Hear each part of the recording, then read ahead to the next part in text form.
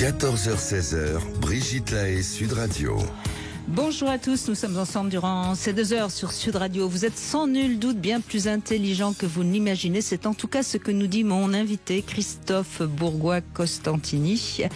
Et il a répertorié 10 intelligences. Et avec lui, nous allons voir celles qui nous permettent d'être plus en connexion avec nous-mêmes et donc avec les autres, évidemment.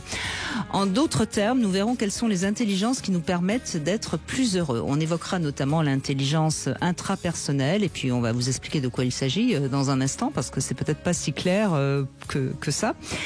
Mais je me dis qu'on pourra peut-être aussi voir en quoi consiste l'intelligence érotique parce qu'après tout, être heureux sexuellement, c'est quand même assez important et ça renvoie sans doute à une intelligence kinesthésique consistant donc à être dans son ressenti corporel. Bref, de toute façon, grâce à Christophe Bourgois-Costantini, on va déjà avoir l'impression d'être plus intelligent puisqu'on va savoir qu'on a plusieurs intelligences. Et puis, tout de suite, je vous invite à réagir et à venir nous raconter si vous vous sentez intelligent et en quoi vous vous sentez intelligent. Il pourra peut-être vous dire de quelle intelligence il s'agit.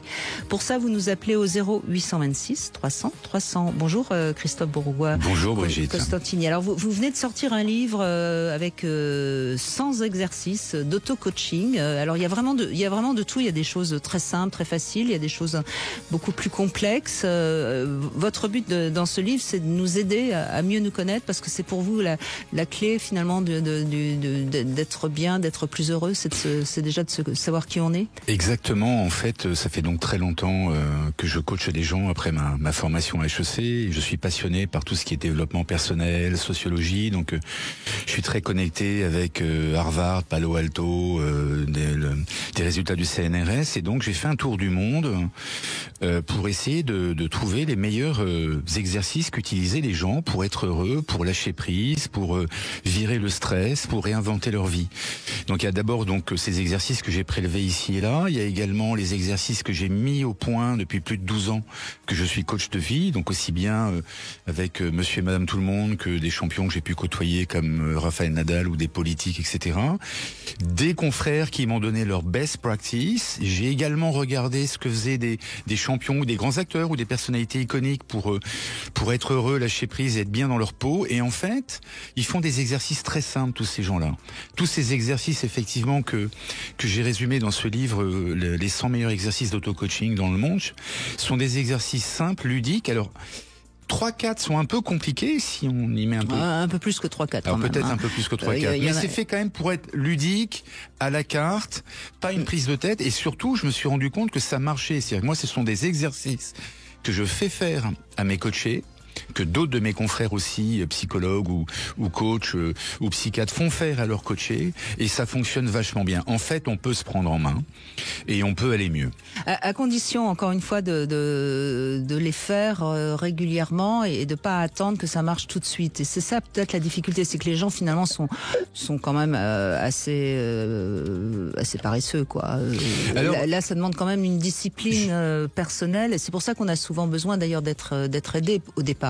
Je dirais pas que les gens sont paresseux, Brigitte. Je dirais qu'à un moment donné, d'abord, il y a très peu de gens qui veulent essayer de comprendre qui ils sont vraiment. C'est vraiment dommage. Mais tant qu'on souffre pas. Tant qu'on souffre pas. Ou qu'on croit qu'on ne souffre pas. Exactement. Maintenant, il y a quelque chose de très important, et je le dis d'ailleurs à mes coachés qui viennent me voir, c'est soit vous avez pris la décision et vous avez posé l'intention de dire qu'à partir de maintenant, plus rien ne sera jamais plus comme avant. Et là, c'est 50% du boulot qui est fait. Si vous venez de la part de machin, etc., ça ne fonctionne pas. On va essayer. Voilà, ça ne fonctionne pas. Oui. Et donc ces exercices ont été faits vraiment pour, avec différentes problématiques, encore une fois, comme gérer le temps, gérer le stress, se réinventer parfois, s'ouvrir effectivement à ces intelligences multiples dont on va parler dans l'érotisme et la sexualité. Vraiment, il y a différentes problématiques qu'on rencontre tous les jours. Comment prendre soin de soi, l'auto-caring, parce qu'en fait, la personne la plus importante pour chacun d'entre nous, c'est chacun d'entre nous. Si on s'aime bien, vous savez on pourra mieux aimer les autres. Je crois que c'était hier, j'ai une auditrice qui m'a dit depuis que je vous entends avec votre mantra qui nous répète qu'on est la personne la plus importante pour soi, j'ai avancé. Donc vous voyez, là-dessus, je fais un peu de coaching aussi, Christophe. Justement, quelle est la différence finalement entre un thérapeute, voire quelle que soit la thérapie d'ailleurs, et le coaching? On dit, les thérapeutes ont tendance à dire que le coaching, ça marche pas si bien que ça. Alors, les thérapeutes, d'abord, moi, j'aime pas opposer une profession à une autre. Les thérapeutes ont pas tort parce que le mot coaching est devenu tellement galvaudé que n'importe qui fait du coaching. Moi, je revendique quelque chose, c'est que j'ai fait une profonde dépression il y a 40 ans. Et que cette profonde dépression, alors que j'étais un vrai con avant, très dans son ego, etc., m'a ouvert le chemin justement de la bienveillance, du chemin de vie, du développement personnel, du coaching. Et donc, j'avais une entreprise à l'époque qui a très très bien marché, que j'ai vendue il y a 12 ans, mais je me suis rendu compte il y a 12 ans que de faire un vrai coaching de vie, ça fonctionne et ça marche. Et de fait, ça fait 12 ans que je coach, comme je vous l'ai dit, à la fois soit des champions, des politiques ou des gens pas connus, même des gosses de 17 ans, et ça marche. Moi, je m'assimile plus à une thérapie brève. C'est-à-dire que si vous venez me voir, c'est maximum 10 séances. Moi, je m'engage presque à ce qu'au bout de 10 séances, les grandes problématiques soient réglées, parce que un vrai coach de vie va pas chercher les pourquoi. Il va chercher les comment. Les pourquoi, c'est le passé. Oui, mais on n'est pas loin de la thérapie cognitive. Exactement. On est très proche de la thérapie cognitive. Donc, j'ai rien contre ces thérapeutes ou contre les psys, etc. J'ai pas la prétention de venir sur leur plate-bande.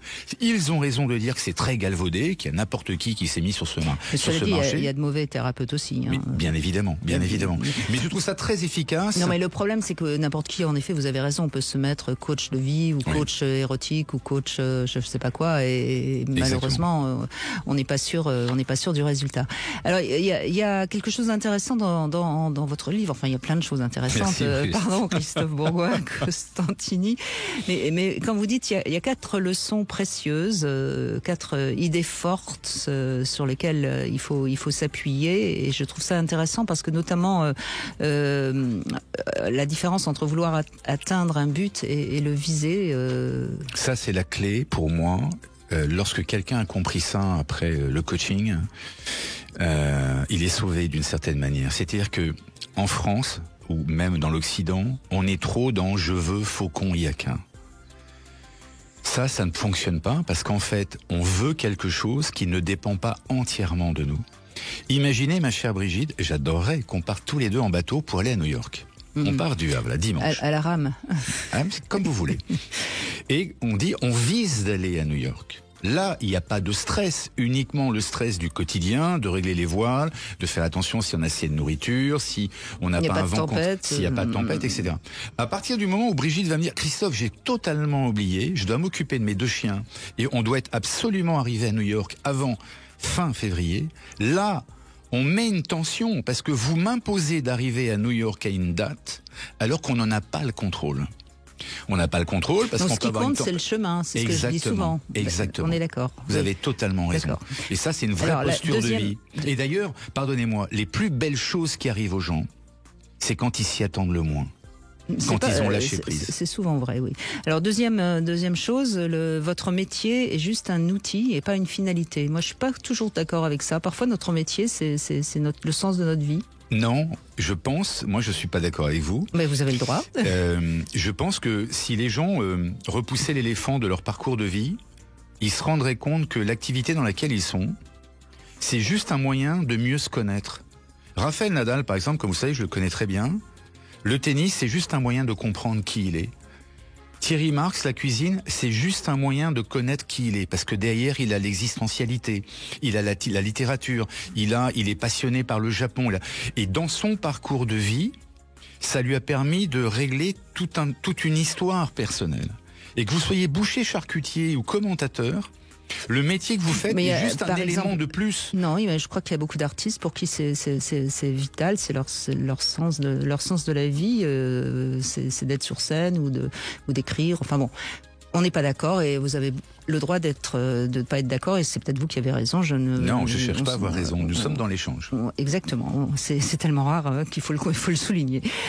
Troisième idée forte, il faut pas vouloir tout contrôler et tout prévoir. Ça, évidemment, il faut savoir lâcher prise. C'est grande chose. C'est facile à dire, c'est pas facile à faire. Non, c'est pour ça que j'ai mis pas mal d'exercices pour lâcher prise là-dessus dans le livre. Et alors, quatrième idée forte, et alors là-dessus, je lutte aussi contre ça, cette tendance à se poser en victime aujourd'hui, c'est terrible, parce que si on est victime, on n'est plus libre. Bien sûr. Mais non, mais si vous voulez, c'est quand même, vous vous rendez compte, vous avez une vie fantastique, mais vous vous rendez compte la probabilité, Brigitte, qu'on soit là, dans ce studio, vous et moi, avec les guerres, les diplodocus, les météorites, les enfants cachés, la peste, le choléra. On est là avec nos 100 milliards de neurones, ici et maintenant, dans cet univers. C'est juste sensationnel.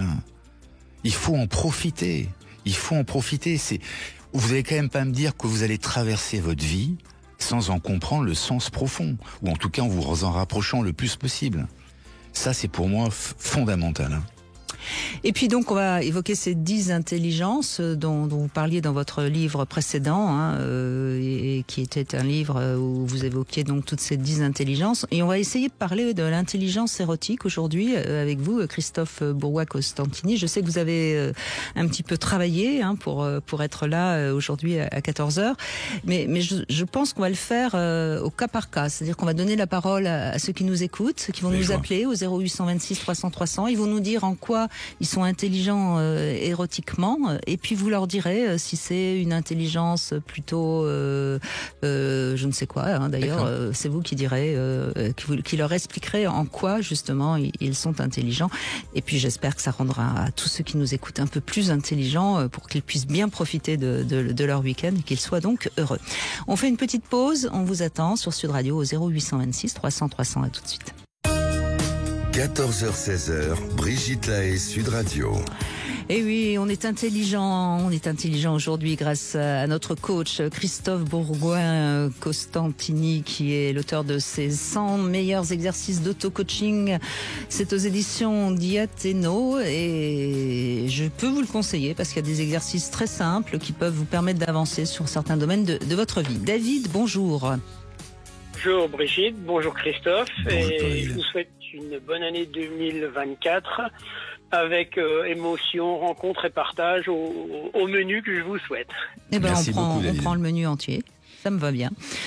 Alors David, vous pensez quelle est votre intelligence principale ? Qu'est-ce que vous pensez qui est important pour être heureux ?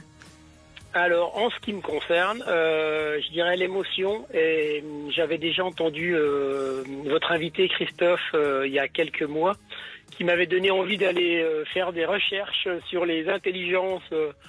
Mais quelle intelligence puis-je bien avoir ? Et alors, qu'est-ce que vous avez trouvé ? Alors, il semblerait que ce soit l'intelligence émotionnelle, et j'ai presque envie de dire, ça me semble tout à fait évident après cette recherche, après l'écoute déjà de Christophe, et puis après cette recherche et mon parcours. L'intelligence émotionnelle, mon cher David, d'ailleurs dans le dernier livre là qui est paru il y a une semaine, il y a comme exercice, il y a connaître les intelligences multiples que vous avez. J'ai fait un test spécial que j'ai adapté. L'intelligence émotionnelle, en fait, c'est un vrai débat parmi les chercheurs. C'est pas une intelligence en elle-même, selon moi, même s'il y a eu le QE après le QI. C'est qu'en fait, si vous avez une intelligence visuelle et spatiale, vous ressentez de l'émotion. Si vous avez une intelligence avec le corps, vous ressentez de l'émotion. Si vous avez une intelligence musicale, vous ressentez de l'émotion. Il y a même des gens qui ont de l'émotion avec des mathématiques. Donc vous voyez, en fait, l'émotion, et c'est très bien que vous en ayez, c'est juste une conséquence de ce que peuvent vous apporter ces fameuses intelligences multiples avec lesquelles nous venons au monde. Mais moi, je suis assez d'accord, David. J'ai beaucoup lu sur l'intelligence émotionnelle, et c'est très intéressant. Mais je pense que ce que veut dire Christophe, vous me contredisez si vous n'êtes pas d'accord, Christophe, ça veut dire qu'on a tous une intelligence émotionnelle, sauf que chez certains, elle est complètement bridée, cachée et c'est peut-être par d'autres intelligences que les émotions peuvent passer. Exactement, c'est parfaitement résumé, Brigitte. Moi, il y a une intelligence que je trouve très intéressante, et d'ailleurs Darwin sort de ce corps et va être d'accord avec moi, et vous n'en parlez pas, c'est l'intelligence adaptative. Mais l'adaptabilité, alors d'abord c'est différent de l'adaptation. Oui, bien sûr. Oui. Parce que en France, on est trop dans adaptation. Les Chinois et les Japonais sont plus dans l'adaptabilité. C'est-à-dire, c'est un état permanent, en fait. On est d'accord, oui. Eh bien, quand vous avez différentes intelligences, vous vous adaptez beaucoup mieux à une situation relationnelle, à une situation professionnelle. Donc, si on a au moins 4-5 intelligences, on s'adapte. Si on n'en a qu'une, on peut s'adapter que par cette intelligence-là. Exactement. D'accord. C'est d'ailleurs ce que je fais avec des champions dans le sport. J'ai coaché des gens dans le tennis et là, je coach un champion junior du monde français. Non mais là on coach sous la couette. Non mais même, si vous voulez, je donne cet exemple, pratiquement je vais lui faire des exercices érotiques parce il faut qu'il ressente le bassin. Il faut qu'il ressente la glisse. Non mais d'accord. Au sens premier et second du terme, vous voyez, c'est vraiment quelque chose à part. Alors David, vous avez donc repéré que vous aviez une intelligence émotionnelle. Est-ce que vous pourriez nous dire en quoi vous avez repéré ça? Comme ça va nous aider à voir. Alors je dirais donc oui. J'ai eu 51 ans il y a quelques mois là. Et en remontant 15 ans en arrière, je suis devenu papa de jumelles grandes prématurées. Et en parallèle, j'étais en réorientation pour le travail social. Alors que à la base, je suis d'une famille très terre à terre. Alors qu'il n'y avait pas de signes qui auraient pu penser déjà que nous attendions des jumelles, puisqu'il n'y a aucun antécédent familial. Enfin, ou alors il faut aller chercher très très très très très loin. Et ça, je l'ai rapidement senti fortement. C'est-à-dire, vous aviez l'intuition que ce serait des jumelles. Oui, plutôt intuition, voilà. Intuition que ce serait des jumelles, qui s'est révélée juste. Alors, je vous dis pas les émotions dans lesquelles j'étais le jour-là. Et puis aussi, par la suite, c'était une année assez chargée puisque l'année-là, nous devions nous marier avec la maman des jumelles. J'ai eu aussi, alors on va dire intuition, en continuant sur votre terme, Brigitte, que peut-être vaudrait mieux se couvrir peut-être d'une assurance annulation de mariage, alors que je suis pas du tout quelqu'un, je dirais pessimiste, craintif, qui a été balayé rapidement en discutant, en disant non, raisonnablement.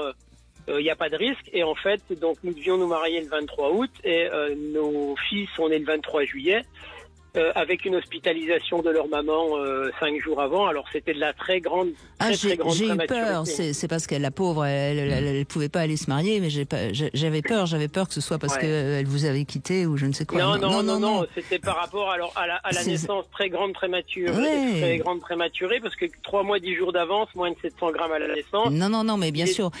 Mais bravo. Mais David, j'aurais quand même juste une petite précision à vous donner, mon intuition de coach. Vous référez beaucoup à votre intuition et c'est très bien parce que visiblement vous en avez qui marche.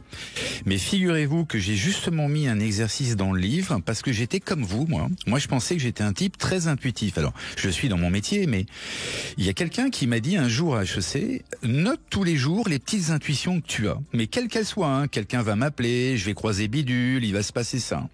Et tu regardes à la fin du mois le nombre d'intuitions qui ont fonctionné. Et en fait, il y a que 4 à 5% des intuitions qui fonctionnent. Mais notre ego, il a du mal à l'accepter. Alors bravo pour avoir intuité sur les jumelles et sur ce qui allait se passer. Mais attention, trop d'intuition gonfle l'ego. Oui. Oui, je suis encore une fois pas d'accord avec vous, Christophe, mais c'est très bien. On va passer une émission où on ne veut pas être forcément d'accord. Il y a quand même des gens qui ont vraiment de l'intuition sur des choses très importantes. me semble-t-il. Oui, moi le premier, mais je veux dire, c'est un... non, mais il ne faut pas croire qu'on est tout le temps intuitif, on est bien d'accord. Je me suis peut-être mal exprimé. Le danger, c'est de penser qu'on est très fort en intuition et de laisser sa rationalité derrière ou ses émotions, non, par bien exemple. sûr. Mais ce qui est important, c'est de ne pas confondre ses désirs et ses intuitions. Je pense que c'est ça le danger, le danger souvent. Et puis si je peux me permettre, je dirais en ce qui me concerne, le propre de l'intuition, c'est que, enfin, je maîtrise, ça me vient quand il y a quelque chose qui arrive, ça me vient comme ça, quoi. C'est même difficilement explicable. Oui, et ça c'est vrai que c'est un bon signe que c'est vraiment une intuition. C'est-à-dire que vous réfléchissez pas à ce qui va se passer, mais tout d'un coup vous avez une sorte de flash. Hein, c'est ça que vous voulez dire? Oui. Enfin, je n'irai peut-être pas jusqu'au flash, mais comme une évidence, quoi. Et de cette histoire-là, j'en ai fait moi une aide, puisque donc par rapport à la naissance grande prématurée, j'ai une fille qui a passé 4 mois à l'hôpital et l'autre qui est décédée au bout de 6 semaines. J'ai par la suite décidé de m'engager pour être soutenant envers les familles qui vivent ce qu'on a vécu. Oui. Et j'ai des intuitions, enfin dire que j'ai des intuitions, je l'intellectualise là avec vous après, mais ça m'amène à rencontrer des familles. Alors quand les familles m'appellent, c'est facile, mais je dirais le hasard. Alors je crois pas au hasard, mais qu'aux belles rencontres ou au rendez-vous programmé, Paul Éluard, je crois. Mais voilà, c'est des instants où, comme si je. Alors en tout cas, ce que vous semblez dire, David, et c'est comme ça. En tout cas, que moi je l'entends, c'est que vous semblez, grâce à ça, avoir trouvé du sens à votre vie et à être heureux. Et là, je crois qu'on n'a rien d'autre à dire. Hein. Oui, c'est ça. Malgré l'histoire compliquée, elle décède d'une. Oui, un sens à ma vie, c'est tout à fait ça. Moi, je vous dis bravo parce que vous avez à la fois l'instinct, la réflexion et les émotions. Donc, c'est un parfait alignement. Eh bien, merci David de ce témoignage. On se quitte un court instant, on retrouve notre Sexy News, Flore Chérie. Brigitte Lahaie, Sud Radio, c'est l'instant Sexy News. Eh bien, quelque part, on va parler peut-être un peu d'intelligence érotique avec notre Sexy News, Christophe Bourgois-Costantini, puisque vous allez nous parler du slow Kama Sutra. Exactement. La lenteur. On parle d'intelligence. Moi, je suis venue avec un livre. Ça me donne un air un petit peu plus intelligent. Oui, mais il y a des photos. Hein, il y a beaucoup d'images. Donc, il n'y a pas beaucoup de texte, il y a beaucoup d'images. Mais je voulais vous faire découvrir ce nouveau guide sur le Kama Sutra. Alors, les guides qui revisitent le Kama Sutra, vous savez, ce grand traité indien écrit entre le 6e et le 7e siècle, c'est vraiment la grande tendance à la mode dans les maisons d'édition. On pense au Kama Sutra Queer par Lou et Leotine, sorti l'année dernière aux éditions Hachette. On pense aussi au recueil Jouissance Club, une cartographie du plaisir sorti en 2020 aux éditions Marabout, qui est plus un Kama Sutra de la langue et des doigts et qui a fait un carton international. Ou encore, on pense au Kama Sutra lesbien sorti en 2018 aux éditions La Musardine. Là, l'idée est claire, le Kama Sutra à la papa-maman, ça suffit. On veut des nouvelles idées de position, de façon de se doiter, de se lécher et de se caresser. Et finalement, ce slow Kama Sutra, sorti aux éditions aussi La Musardine, il est pas si mal, car il fait l'éloge avant tout des positions de la flemme et de la paresse. Si vous avez envie de trouver des idées pour faire l'amour sans trop vous fatiguer en gueule de bois le dimanche matin ou allongé sur le sable en période de canicule, vraiment, il est parfait. Grosso modo, dans chaque... Non mais c'est malin parce que actuellement c'est la mode du tantra, du slow sex, donc remettre un Kama Sutra slow, c'est malin. Alors c'est malin, et ce que j'aime bien, c'est que par rapport au tantra ou au slow sex qui mélange le sexe, la méditation, la pleine conscience, des terminologies qui sont un petit peu hors du temps, là il est très pratique. Par exemple, c'est concret. Dans chacune des positions, il y a au moins un des deux partenaires qui est allongé, tranquille et qui en branle pas une. Il y a même, voilà, donc si on peut dire, parce que et qui ne fout rien. Il faut quand même que ça branle un peu. Mais c'est pas lui qui branle, il ne fout rien. Il y en a au moins des deux qui ne fout rien dans chacune des positions. Donc là, on n'est pas du tout dans l'idée de méditer. Non, il y en a un qui roupille, quoi. Et il y a même une position qui s'appelle Pillow Princess. Donc dans cette position, la femme, elle est dans une levrette complètement relâchée, sans prendre appui sur ses coudes. Bref, la levrette où l'on peut pioncer en même temps.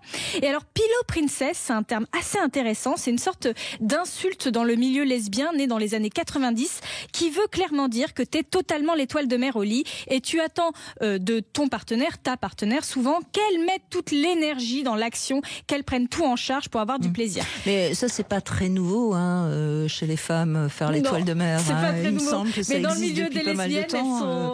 oui, dans le milieu des lesbiennes, elles sont assez Elles sont énervées. plus nombreuses. Oui. Et alors pourquoi ? Parce qu'en fait, il y a beaucoup de femmes qui ont commencé leur sexualité en étant hétéros, qui arrivent dans le milieu lesbien et qui ne savent pas trop quoi faire et qui se laissent guider, initier par une femme un peu plus expérimentée. Aguerrie dans le milieu lesbien. Donc il y a vraiment ce côté pillow princess et une femme plus aguerrie qui va prendre en charge la sexualité. Bref, si je dois le résumer, c'est la Bible des étoiles de mer au lit, des gens qui ont la flemme, qui ont plus envie de bisous que de grandes pénétrations, de regards les yeux dans les yeux que de coups de marteau pilon. Les images sont très jolies, elles sont de Inès Alaverdian, elle est connue sous le nom de Culotte Cosmique sur les réseaux. Le texte drôle et enjoué est de Marc Danam, grand auteur des Osées chez la Musardine. Oui. Bref, un duo qui fonctionne bien et qui donne envie de se calfeutrer en cuillère sous la couette pour une baise douce et câline. Cela dit, je l'ai feuilleté puisque je l'ai reçu. C'est vrai qu'il est assez joli comme livre. Il est assez. Je dirais que ça peut même être un livre qu'on achète en couple et pour se donner un petit peu plus de variété dans sa sexualité. Hein. Oui, c'est ça. Ça booste un petit peu la créativité érotique dans un couple. Alors, il n'y a pas non plus de grandes innovations. C'est peut-être ça qu'on pourrait lui reprocher. Mais je trouve ça assez agréable parce qu'il y a plein de positions qui ne sont pas du tout pénétratives et qui montrent que le sexe, ça peut être plein d'autres choses qu'une simple pénétration pénis dans vagin. Donc, en ce sens, je trouve que c'est une très bonne idée de le faire. En tout cas, c'est dans l'air du temps, comme on dit. C'est vrai, dans l'air du temps, oui, tout à fait. Évidemment. Eh bien, merci, Flore Chéri. Et puis, je rappelle qu'on peut vous retrouver, évidemment, au Sweet Paradise, dans ce club à fantasmes, qui se trouve à Paris, dans le 2e, 12 rue Marie-Stuart, où on peut rester très passif et regarder les spectacles. Il y a des spectateurs qui peuvent s'asseoir très tranquillement et faire une sorte de slow passif étoile de mer. Slow voyeurisme. Slow voyeurisme. Exactement. Merci beaucoup, Flore Chéri. On continue avec Pierre qui va répondre à 3 questions intimes. Vous pourrez en poser une après à mon invité Christophe Bourgois-Costantini. Alors, première question, Pierre. D'après vous, quelle est votre plus grande intelligence ? Alors, bonjour Brigitte, bonjour Christophe tout d'abord.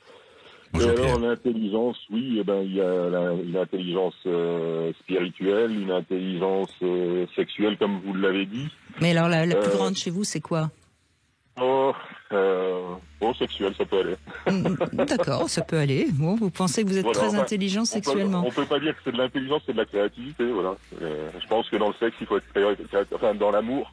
Oui, mais c'est intéressant parce qu'en effet, quand on est intelligent, en général, on est créatif. En tout cas, on sait inventer des trucs. Donc, vous êtes un amant intelligent.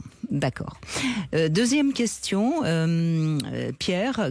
Qu'est-ce que vous préférez chez justement, puisque vous êtes intelligent sexuellement, qu'est-ce que vous préférez sexuellement chez une femme quand vous faites l'amour ? Quelle serait sa qualité première que vous attendez d'une femme ? Alors, moi j'adore m'occuper de ma partenaire, même s'il n'y a pas de pénétration avant, moi je peux rester des heures à m'occuper d'elle et qu'elle accepte que je m'occupe d'elle. Oui, mais là vous me répondez pas à la question. Alors il faut qu'elle soit capable d'avoir plusieurs orgasmes suivants, qu'elle ait beaucoup de plaisir. Qu'est-ce que vous diriez ? Qu'elle soit très réceptive. Qu'elle soit réceptive à vos caresses.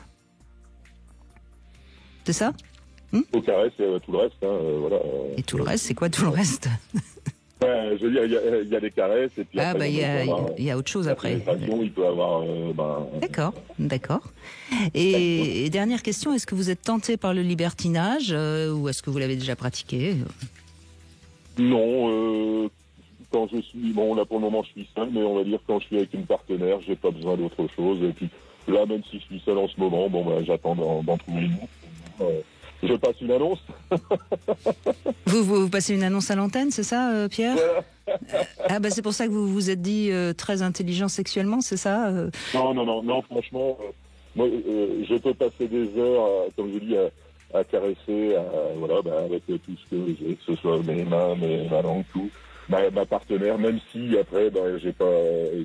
il n'y a pas de pénétration. D'accord, alors vous cherchez quoi comme genre de femme ? Parce qu'on ne va pas vous envoyer tous les appels qu'on va avoir. Une femme douce, réceptive, fidèle et qui ne fasse pas un coup dans le dos.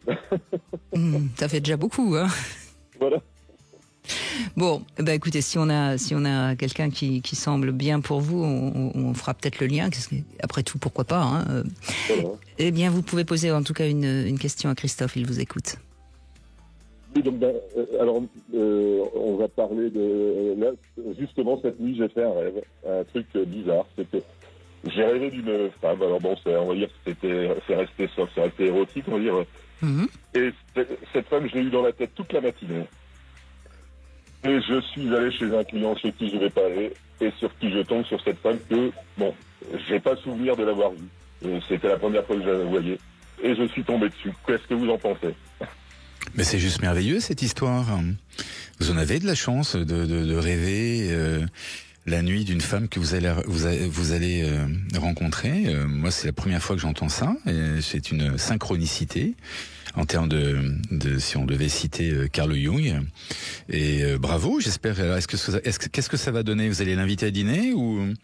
Alors, rien du tout. C'est que autant je peux m'exprimer. Donc, je fais des formations, je fais des choses comme ça. Autant je peux m'exprimer que devant une femme que je connais pas, je suis très timide. Très timide et très respectueux, on va dire. C'est que je vais pas... D'accord, donc vous n'avez pas su faire quoi que ce soit pour éventuellement la revoir? Non, mais... Enfin, voilà, je verrai avec les personnes que je connais, j'essaierai de me renseigner, savoir... Voilà, mais j'allais pas l'aborder là comme ça. C'est pas mon style d'aborder. Mais on peut être respectueux, mon cher Pierre, même en essayant d'aborder une femme. Le tout, c'est il faut pas être lourd. Je le voyais encore une fois quand j'écrivais ces exercices notamment sur comment relationner avec les autres. Il y a une poésie. On est trop dans la prose. Il faut rechercher cette poésie. Et cette poésie, c'est que même si les femmes ont le droit et on leur doit ça de devenir nos égales dans cette société, etc., ça n'enlève pas une certaine forme de romantisme, ça n'enlève pas une forme d'être très gentleman avec elle et d'entreprendre.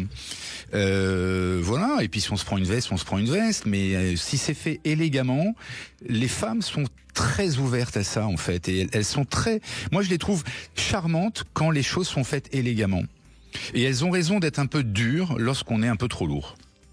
Non, là je suis d'accord avec vous, mais voilà, j'ai une certaine timidité, une certaine retenue. Mais vous aviez peur, peut-être, qu'elle vous envoie promener. Soyez peut-être plus lucide. Et ça, c'est la blessure, effectivement, non, Brigitte. Et ça, c'est la blessure du rejet et de l'abandon. Il faut vous travailler là-dessus. Parce que si ça se trouve, vous n'allez pas pouvoir la retrouver, donc c'est un peu dommage. Et parce que moi, je connais les gens où je suis allé, ils la connaissent, voilà. Ils la connaissent, bon, donc vous allez pouvoir. Et alors, comment vous allez faire? Vous allez... J'ai un ami qui travaille là, je lui demanderai qui est. Oui, mais alors comment vous allez faire? Vous allez l'appeler? Va quand même falloir que vous... Oui, j'appellerai mon ami, je vais lui demander s'il elle est seule, et puis je lui demanderai s'il y a des renseignements sur elle. Voilà. Et puis... Vous allez mener votre petite enquête, c'est ça? Voilà. Mais autant un non pour les autres, c'est un oui pour soi, autant lorsque vous avez du mal à rentrer en communication avec autrui, avec quelqu'un du même sexe ou d'un autre sexe, c'est fondamentalement une blessure de l'abandon ou du rejet qui est là. Et donc, il faut dépasser ça. Il faut prendre un peu son courage et aller, voilà, avec douceur, dans un premier temps, faire des petits pas. Pas des grands pas, mais des petits pas. Ça vous ferait énormément de bien. C'est vrai ce que vous dites, parce que la blessure de l'abandon, je l'ai eue 2 fois avec la même femme. Donc, celle que je pensais être la femme de ma vie, qui m'a abandonné 2 fois alors que je suis venu la revoir. Enfin, j'ai tout quitté pour elle alors qu'elle m'a annoncé qu'elle avait un cancer. Et puis, une fois que ça allait mieux, c'est bon, moi je vais mieux, allez, au revoir, puis ça sert à rien. Bim. Oui, mais vous savez, Pierre, on a tendance, de manière très inconsciente, certes, mais à choisir la personne qui va nous renforcer dans notre croyance ou dans notre blessure. Hein. Donc vous l'avez peut-être choisi parce que vous, quelque part, une part de vous, en tout cas, savait bien qu'elle allait vous abandonner. Donc c'est ça aussi, c'est important d'être lucide sur nos choix, qui sont souvent des choix qui parlent de nous plus que de l'autre. C'est tout à fait ça, c'est le concept de répétition freudien. Si j'étais à votre place, eu égard à mon parcours de vie, je réfléchirais à mon rapport à l'abandon et le rejet avec la principale femme de ma vie, à savoir votre maman. Et depuis l'enfance, comment vous avez pu ressentir ça et comment, comme le dit fort justement Brigitte, vous le testez inconsciemment. En fait, faut les remercier, ces femmes-là, Pierre. Faut les remercier d'avoir agi comme ça, parce que si vous prenez la vertu des contraintes et vous dire « yes, je vais transformer ça en or », ça va vous permettre de comprendre pourquoi elles sont parties. Et là, vous allez grandir. Parce que quoi qu'il en soit, hein, même si j'ai pas du tout envie de les défendre, ces femmes, cette femme qui vous a abandonné 2 fois, c'est pas bien. Mais quelque part, il y a forcément une part de responsabilité chez vous, à un moment ou un autre, soit dans votre choix, soit dans votre façon d'avoir agi. C'est toujours ce qui est important, c'est de revenir à soi, parce que il y a que soi qui peut nous permettre d'avancer sur notre chemin du bonheur. Je suis totalement d'accord. Dans toutes les ruptures, c'est du 50-50, quelle que soit la situation. Et voilà. Je suis en train de voir une thérapeute à ce propos, à ce sujet.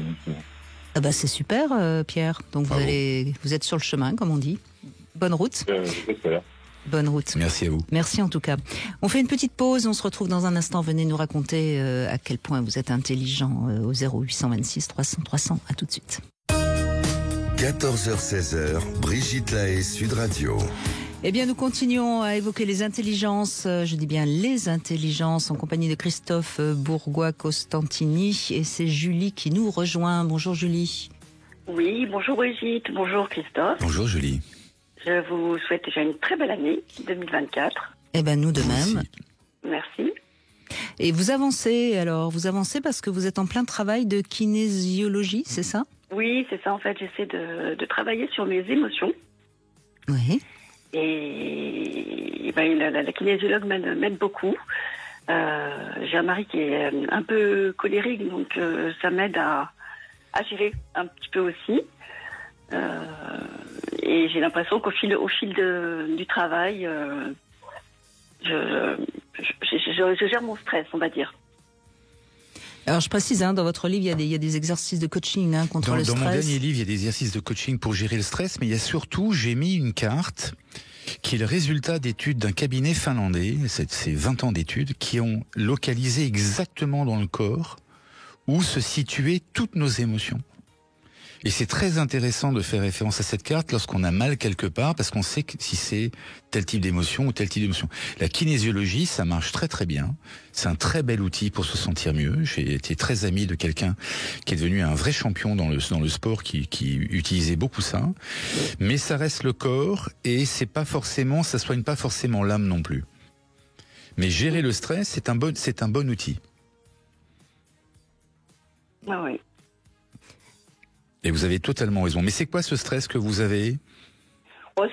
C'est depuis l'enfance en fait. Je pense que j'ai des angoisses peut-être d'enfant que je n'ai pas résolues. Alors des angoisses, c'est pas tout à fait la même chose que le stress, Julie.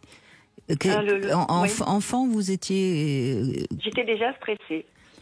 C'est-à-dire pour aller à l'école, pour dès que quelque chose était nouveau ou en tout cas pas prévu, c'est ça? Tout à fait. Oui. Je perdais tous mes moyens. Est-ce que vous êtes une perfectionniste? Est-ce que vous avez été très jeune responsable? Pas tant que ça. Non, j'étais très couvée. D'accord. Donc couvée, peut-être surprotégée pour pas qu'il vous arrive quoi que ce soit. Ouais, et donc on vous a pas donné d'autonomie finalement. Et donc c'est difficile pour vous de vous sentir capable de faire quelque chose puisqu'on vous a pas toute petite permise d'être un peu autonome. C'est surtout que quand on surprotège, on n'aime pas les gens tels qu'ils sont. Parce qu'on leur envoie le message sous-entendu, en fait tu es fragile, je ne crois pas en toi, je vais te protéger. Et c'est ça qui peut-être vous crée, effectivement, Brigitte a raison de dire que c'est plus l'un qui va créer le stress, c'est pas la même chose. Mais c'est peut-être cette angoisse existentielle, peut-être qui est qu'on vous a jamais vu tel que vous étiez vraiment. C'est vrai qu'on m'a toujours vu très fragile.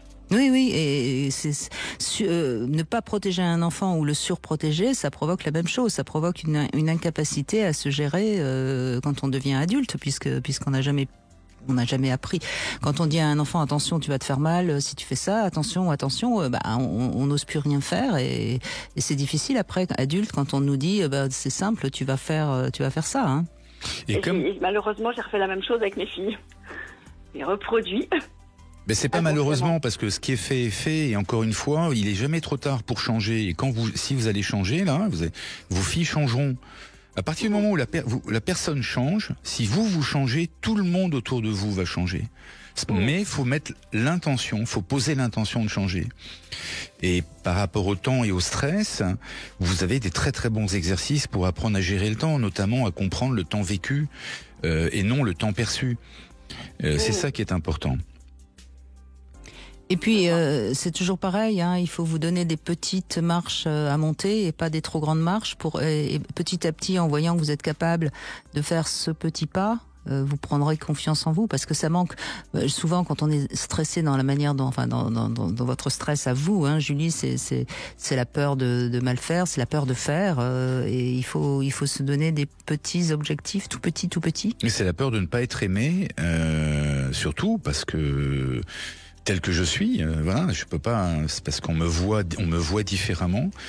Moi, j'ai traité beaucoup ce genre de sujet en coaching de vie, et l'idée, c'est tout simplement de faire, comme vous le dites, Brigitte, des petits pas pour prendre confiance en soi. Et il y a des petits exercices très simples pour ça.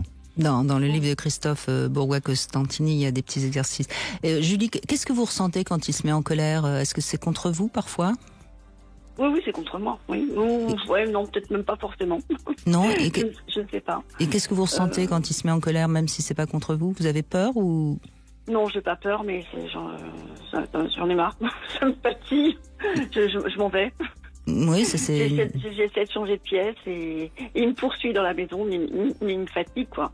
Mais bon, il n'est pas violent, mais il s'emporte facilement et par moments, c'est. Non, alors j'ai bien compris qu'il n'était pas violent dans les gestes, qu'il n'est pas violent forcément contre vous, mais cette colère que vous êtes obligé de subir, c'est quand même de la violence. C'est clair. Et donc ça, à un moment, il va falloir lui dire. Mais j'ai beau lui dire, il n'entend pas. Peut-être que vous lui dites pas assez clairement. Ou alors, il faut dans un premier temps, mais il faut vous armer un petit peu de courage, à partir du moment où il rentre en colère et que votre réaction c'est de fuir, il a gagné, puisque vous avez réagi. C'est un peu comme quand vous pincez quelqu'un, il fait aïe. Le jour où vous le pincez qui fait plus aïe, la personne arrête de pincer. Donc là, il faut vous armer de patience, et quand il rentre en colère, au contraire, vous restez. Et il va s'épuiser. Il va s'épuiser forcément. Il va devoir changer de stratégie parce qu'il verra que cette stratégie-là ne marche plus. Non, mais Julie, il y a aussi une chose qui marche. Hein. Quand il est en colère, vous le regardez et vous lui dites tu es en colère. Et vous lui dites gentiment, évidemment. Hein. Bien sûr. Et ça va lui permettre de prendre conscience qu'il est en colère face à vous et que c'est pas ce qu'il a envie. Parce que je pense pas qu'il ait envie d'être en colère face à vous. Non. Voyez. Mais comme vous partez, il vous poursuit. Parce qu'au fond, quand il est en colère, il demande quelque chose. Il veut qu'on l'écoute, certainement. Oui, en tout cas, il se sent injustement traité, parce que c'est souvent ça, la colère. Il y a un sentiment d'injustice derrière la colère. Donc il se sent injustement traité et il demande une sorte de réparation en étant en colère. Mais c'est pas le bon moyen. Mais pour qu'il comprenne que c'est pas le bon moyen, il faut déjà que vous souligniez qu'il est en colère contre vous. Et il faut le regarder gentiment et lui dire tu es en colère. Attention, tu es en colère. Vous avez complètement raison, c'est même mieux, en complémentaire, je voulais dire que c'est celui qui dit qui est. Donc quand il est en colère, c'est une colère contre lui, c'est pas contre vous. Quand les gens sont en colère, c'est toujours contre eux. Parce que entre lui et vous, il y a un miroir, et il parle à ce miroir, en fait. D'accord. Mais vous êtes aussi une sorte de poubelle émotionnelle, voyez, et ça c'est pas bon. Parce que c'est pas dans le couple, on n'a pas à être la poubelle émotionnelle de l'autre. Le problème, c'est que quand il se met en colère, après, j'ai aussi envie de me mettre en colère pour qu'il se taise. Donc ça c'est crescendo, c'est pas non plus. Oui, et là ça peut aller très très loin et c'est la mort du couple. Donc sincèrement, réfléchissez à ce que je vous ai dit. Si vous arrivez à le regarder gentiment et à lui dire tu es en colère, je vous assure que ça va créer un électrochoc. Je fais penser à vous quand oui, ça arrivera. Oui, mais moi je peux le dire à votre place, mais je serai pas là forcément quand il faudra. Hein. Mais sincèrement, parce que là on a bien entendu que c'est pas un homme violent contre vous, donc ça devrait pouvoir marcher. Merci Julie en tout cas. Merci beaucoup. On va faire une petite pause, on va continuer bien sûr dans cette deuxième heure, mais je voudrais d'abord que vous me redonniez la réponse à ma devinette. Pourquoi l'homme éjacule par saccade, Christophe Bourgois-Constantini? Vous avez le temps des infos pour trouver la réponse. 14h-16h, Brigitte Lahaie, Sud Radio. Nous évoquons aujourd'hui les intelligences et pourquoi pas l'intelligence érotique en compagnie de Christophe Bourgois-Constantini. Vous êtes auteur de ce livre qui vient de sortir, Les 100 meilleurs exercices d'auto-coaching. C'est aux éditions Diathéno. Alors ce sont des petits exercices, enfin pas toujours petits d'ailleurs, mais qui peuvent vous aider à mieux connaître qui vous êtes, à un petit peu calmer votre stress. Bref, il y a beaucoup d'exercices tout à fait intéressants. Et j'aime bien aussi parce que vous évoquez les rituels quotidiens et je trouve que c'est très important aussi ça. Tous les soirs avant de m'endormir, je me souhaite une bonne nuit, je souhaite une bonne nuit à mon cerveau. Et tous les matins avant de partir, je me mets devant un miroir et je me souhaite une bonne journée. Et j'ai plusieurs rituels comme ça au cours de la journée et j'apprends ça à mes coachés. Et en fait, c'est très différent d'une habitude. C'est pas totalement la même chose. Une habitude, elle fonctionne en 3 temps, comme je l'explique dans ce livre aussi. Mais un rituel, c'est plus fort. C'est quelque chose d'ancré avec le cosmos. Avec oui, on y met du sens. On y met du sens. Bien évidemment. C'est pas garder la même chaussette parce qu'on a gagné la veille ou qu'on a été augmenté. Ça n'a rien à voir.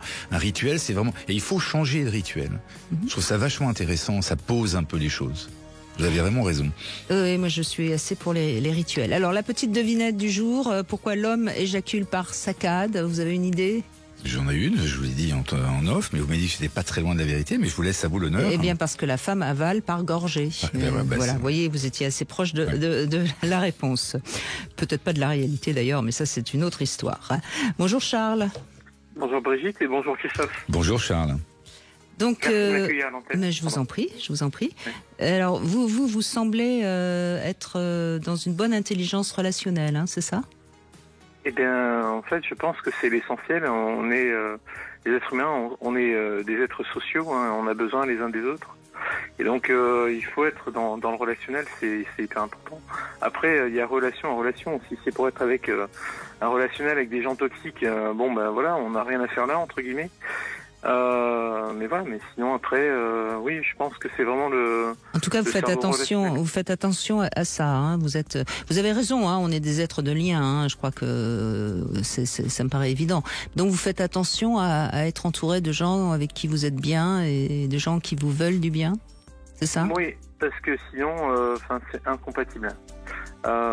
Oui, j'ai eu par le passé, on va dire, des conflits par rapport à ça. C'est-à-dire que quand je suis pas en phase avec des gens et qu'après derrière ça, au niveau du groupe, il y a toujours quelque chose qui peut faire un déclenchement qui peut être, on va dire, toxique après derrière et des fois, peut-être alors que je me suis retrouvé à m'isoler, je préfère être seul quand c'est comme ça plutôt que d'être avec des gens qui sont toxiques autour de moi. Voilà.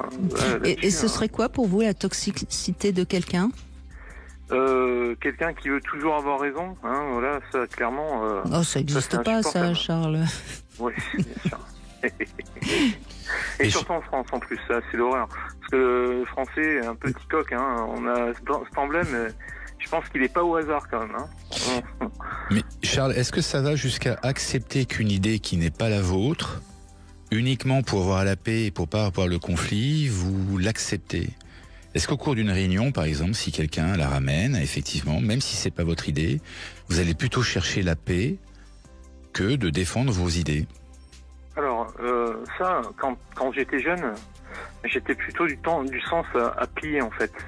Et des idées mauvaises, après on les subit. donc derrière, parce que c'est des décisions qui sont prises, hein, et après ça devient des décisions qui amènent à des situations qui sont pas bonnes ou qui sont qu'il faudra recorriger. Et mon expérience aujourd'hui fait que plus jamais en fait. Je défendrai mes idées bec et ongles si je le sens pas entre guillemets. Si on va dans cette direction, j'ai une vision des choses et après on défend toujours son point de vue, mais mon expérience aujourd'hui fait que il y a des endroits où j'y vais plus. Clairement. Et je suis prêt à aller au conflit là où avant je pliais effectivement. Et dans votre famille, vous avez eu des conflits justement de cet ordre ou pas? Alors, j'ai toujours pris sur moi parce qu'en plus moi je suis le dernier d'une fratrie, avec beaucoup d'écart avec mes frères et sœurs. Ah oui, oui. Donc vous étiez le petit dernier qui devait se soumettre de toute façon devant. Mais oui, on n'avait pas les décisions, j'avais pas mon mot à dire entre guillemets quoi. Donc c'était un peu compliqué. Ouais. Et effectivement, ça fait quelqu'un qui subit depuis tout petit jusqu'à l'âge adulte où on arrive en société, enfin dans le milieu du travail où on redevient encore entre guillemets le jeune qui apprend et qui connaît rien de la vie entre guillemets quoi. Du métier. Donc vous avez bien grandi. C'est vachement bien. Oui, malgré moi. Bah non, sans doute que vous y êtes pour quelque chose. Hein. Et Charles, vous êtes plutôt top-down ou bottom-up, ou les deux? Est-ce que vous laissez la place à vos collaborateurs ou à vos enfants pour s'exprimer, ou est-ce que c'est vous la ramenez un peu trop? Ah non, moi je la ramène quand je vous dis quand ça va pas et quand je sais que les décisions, mais je suis vraiment ouvert à la discussion. Non, je suis pas. Je pense pas être quelqu'un de conflictuel. Je cherche toujours à essayer d'avoir les discussions. C'est le fin mot. Hein, en plus nous on est en démocratie. On a cette chance-là quand même en France. Donc il faut la démocratie, ça s'apprend tout de suite au sein de la famille déjà. Il faut que chacun ait sa place à la parole. Hein, c'est important. Et défendre son point de vue. Et si j'ai tort, j'ai tort. Point. Super attitude, c'est bien. Ça c'est de l'intelligence relationnelle. Oui. Oh, il faut, hein, c'est important. Et en amour, vous avez cette ouverture-là aussi, ou vous avez besoin un peu plus d'être reconnu dans vos idées? Alors, moi, malheureusement, en amour, c'est mon émotionnel qui parle. C'est-à-dire? C'est pas le relationnel. Donc, c'est mes émotions qui vont prendre le dessus. Quand j'étais jeune, j'étais beaucoup plus émotif, hein, et on était émotif, on est une éponge, c'est pas bon parce qu'on prend les mots des autres et tout. Hein. Donc ça, j'ai un peu appris à faire une carapace quand même aujourd'hui. Voilà. Donc pour revenir à ce que vous disiez. En amour, il faut pas faire se mettre une carapace. Charles, ce que mon oreille de coach entend, si je devais être à votre place, eu égard à mon parcours de vie, je ferais des exercices de respiration parce que mon oreille entend que là vous aviez des tout petits trémolos en fin de voix. Bienvenue dans le monde des vivants, hein, parce que quand vous parliez d'émotions, et je pense que vous auriez besoin de vous connecter un peu plus avec votre corps en respirant. Vous allez essayer, vous faites des grands exercices de respiration pour faire circuler justement l'émotion, parce que l'émotion elle est dans le corps, elle est pas dans le cerveau. Hein. Ah bon? Ça vous parle, ça, ce côté un peu, une voix qui cherche son souffle sur la fin un peu lorsqu'elle parle d'émotion? Vous me le faites prendre, vous m'en faites prendre conscience, vraiment. Oui, mais ça parle aussi d'un petit manque de confiance en vous, de cette capacité. Mais après, c'est sûr. Oui, mais ça s'apprend, c'est pareil, ça s'apprend hein, de prendre confiance en soi. Parce qu'à partir du moment où vous êtes très émotif, ça veut dire que vous êtes très apte. Si vous le mettez du bon côté, hein. Si on le met du mauvais côté, être trop émotif, eh bien, on se ferme, on s'isole, et donc de ce fait-là, on risque de se retrouver seul. Mais si on le met du bon côté, quand on est très émotif, on est capable de ressentir très bien l'autre. Et les femmes ont tellement besoin de se sentir comprises, sentir que on comprend leurs émotions. Donc c'est un atout d'être très émotif pour un homme, contrairement à ce qu'on pourrait croire. Mais pour l'instant, c'est peut-être pas un atout parce que justement, vous avez tellement peur de souffrir ou d'être mal à l'aise que finalement vous fermez un peu. En fait, ce côté émotionnel, c'est un peu l'équivalent d'un vase que j'ai envie de briser par terre entre guillemets et ne plus la voir, mais malheureusement il ressurgit toujours. Oui, parce que vous avez un peu peur de là où ça peut vous emmener. C'est C'est ça. Et donc, Parce que je le contrôle pas. L'émotion, Oui. enfin. Mais ça, Voilà, c'est sûr qu'on la contrôle pas. Mais Ça se contrôle. Il y a j'ai des petits exercices pour la contrôler. Et vous prenez juste l'image d'un piano, Charles. Un piano, imaginez que toutes les touches de ce piano, ça soit les émotions, d'accord ? Vous êtes né avec un énorme clavier, ok ? Donc il faut accepter que il faut avoir le bras long. Non, il Moi, c'est faut un accepter que orgue, quand la note est très aiguë, c'est-à-dire vous êtes très triste, on oublie que de l'autre côté, vous avez une note qui est très grave quand vous êtes très heureux. En fait, vous pouvez pas être très heureux sans être parfois très triste. C'est ça qu'il faille accueillir. Mais après, c'est tellement cyclique, les émotions, qu'il y a des moments où on est effectivement joyeux, il y a des moments où on tombe vraiment au fond. Et après, c'est incontrôlable, je trouve. Oui, bien sûr, mais Christophe a raison quelque part. C'est une gamme très large, mais plus vous allez être en paix avec vos émotions, c'est-à-dire en paix avec vous-même en quelque sorte, et confiant en vous-même, plus vous allez pouvoir aller d'un espace à un autre sans avoir peur. Et à partir de ce moment-là, je vous assure, je crois que vous me faites confiance, sinon vous ne nous auriez pas appelé, Charles. Je vous assure qu'une fois qu'on a accepté son hypersensibilité et que l'on sait la vivre, c'est vraiment une force parce que c'est ça qui nous rend intuitifs, c'est ça qui nous rend aptes à comprendre les autres, à être dans l'empathie. C'est une vraie force, Lip. Mais souvent, au départ, c'est vrai que c'est un handicap. Ben, c'est un vrai handicap parce qu'en fait, nous, moi, j'ai fait un travail sur moi pour essayer de me comprendre et tout ça. Et je pensais dans mon idée que tout le monde avait fait ce travail, mais pas. Ah non, ça non. Ça, c'est vrai. Mais tant pis pour eux, c'est pas grave, tant pis pour eux. Mais quand vous voyez un coucher de soleil, vous voyez un magnifique coucher de soleil, vous comprenez, les autres ne le voient pas, ça. C'est ça qu'il faut comprendre. Et quand vous avez une émotion que vous sentez pas bien, vous avez qu'un seul truc à faire, c'est attendre que ça passe. Il n'y a pas de recette magique. Évitez les recettes magiques. Vous attendez que ça passe et ça passe. Vous vous réinventez, vous écoutez de la musique, vous allez marcher, faites de la cuisine, n'importe quoi, mais vous attendez que ça passe. Oui, vous avez, sincèrement, Charles, c'est une vraie force. Vous pouvez vivre beaucoup plus profondément les choses. Vous avez un cœur gros comme ça, mais c'est vrai que par moment, on souffre peut-être un peu plus, mais faites-vous confiance. On se relève toujours, même si ça fait très mal. Mais c'est une vraie souffrance, c'est presque une maladie, on va dire. Hein. Non, c'est une vraie souffrance, mais c'est une souffrance psychique, c'est la souffrance de l'âme, mais il y a aussi la richesse de l'âme. Pour l'instant, vous n'êtes pas encore assez confiant pour aller dans la richesse de l'âme. Il faut chercher à transcender la peine. Vous voyez, par exemple, soit en prenant des cours d'art dramatique, en faisant de l'art, en écrivant des poèmes, en écrivant un journal interne. Il faut tout ce flux un peu négatif, il faut le sublimer au travers l'art. Vraiment, je vous garantis que ça marche. Vous savez ce que je fais, Charles, quand je suis très très triste ? Je regarde un film très très triste. Et c'est le pire. Ben non, parce que justement, j'en arrive comme. Je vous assure, faites-moi confiance. Je vous assure que ça marche parce que du coup vous pleurez, mais alors vraiment beaucoup. Et puis après, vous avez la tristesse, elle est partie. Elle a tellement raison, Brigitte. Je peux vous dire que j'ai dans le livre que j'ai sorti là, il y a un exercice qui cartonne. C'est le scénario du pire. C'est-à-dire, quand vous allez pas bien, vous construisez dans votre cerveau le pire qui puisse vous arriver. Vous voyez, genre, oulala, elle va me quitter, puis en plus elle va prendre le compte en banque, puis un jour elle va venir m'assassiner, puis un jour ma maison va Et en fait, c'est une manière de repousser l'éléphant et de dire, mais in fine, ma situation, elle est pas si mauvaise que ça. Le scénario du pire, ça marche toujours. Vous avez totalement raison, Brigitte. Allez Charles, vous réécoutez en podcast tout ce qu'on vous a dit, vous allez voir, ça va ouvrir votre cœur. Merci en tout cas, merci beaucoup. On fait une petite pause, on se retrouve dans un instant au 0826 300 300, à tout de suite. 14h-16h, Brigitte Lahaie, Sud Radio.